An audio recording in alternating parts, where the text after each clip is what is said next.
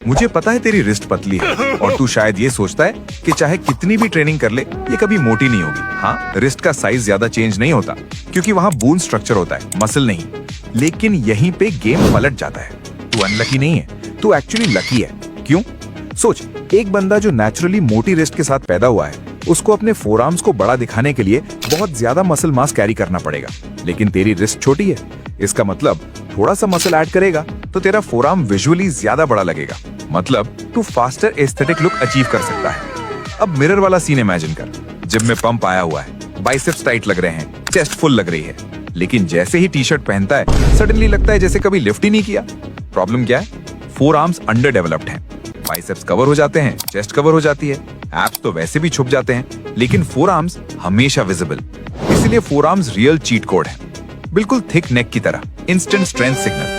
तो 20-25% body fat में भी हो, अगर फोरआर्म्स ट्रेन्ड है तो वेन्स जल्दी पॉप करती हैं, और जब वेन्स दिखते हैं ना, पावर ऑटोमेटिकली फील होती है। एक स्ट्रॉन्ग हैंडशेक का इम्पैक्ट अलग ही होता है।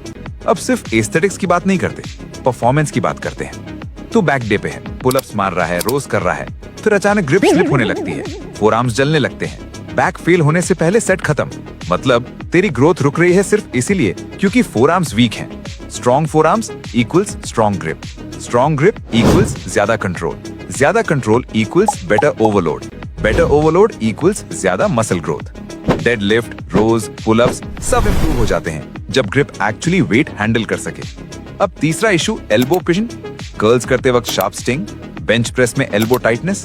अक्सर रीजन होता है इम्बैलेंस, रिस्ट फ्लेक्सर्स वीक या रिस्ट एक्सटेंसर्स वीक। जब तू फोरआर्म्स प्रॉपर्ली ट्रेन करता है, धीरे धीरे ये इम्बैलेंस बैलेंस होता है, एल्बो स्टेबल होते हैं, पेन कम होता है।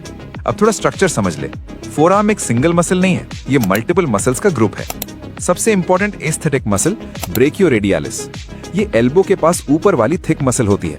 यही फोरआर्म को 3D डेंस लुक देती है। एस्थेटिक थिकनेस का मेजर हिस्सा ये हैंडल करती है।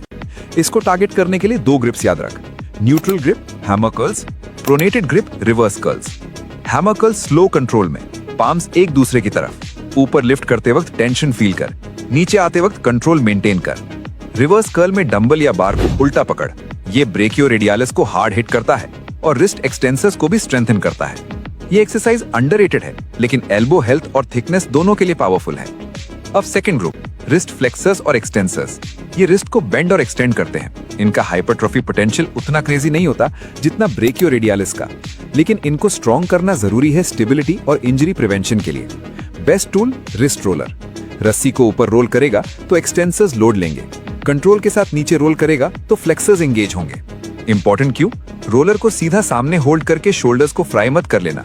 एल्बोस थोड़े बेंड, बॉडी के पास मूवमेंट कंट्रोल्ड। जिम में नहीं है, डंडा, रस्सी और वेट से घर पे बना सकता है। अब last piece, grip strength.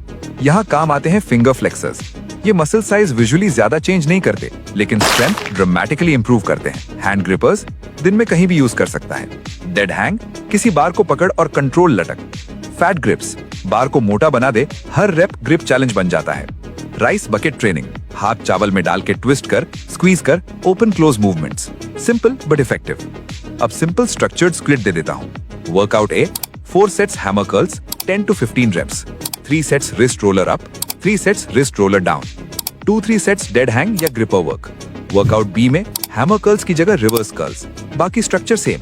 Beginner हो तो वीक में 2 बार, रिकवरी स्ट्रॉन्ग हो जाए तो 3 से 4 बार। फोरआर्म्स फास्ट रिकवर करते हैं, लेकिन ओवरयूज मत कर, फॉर्म कॉम्प्रोमाइज मत कर, फुल रेंज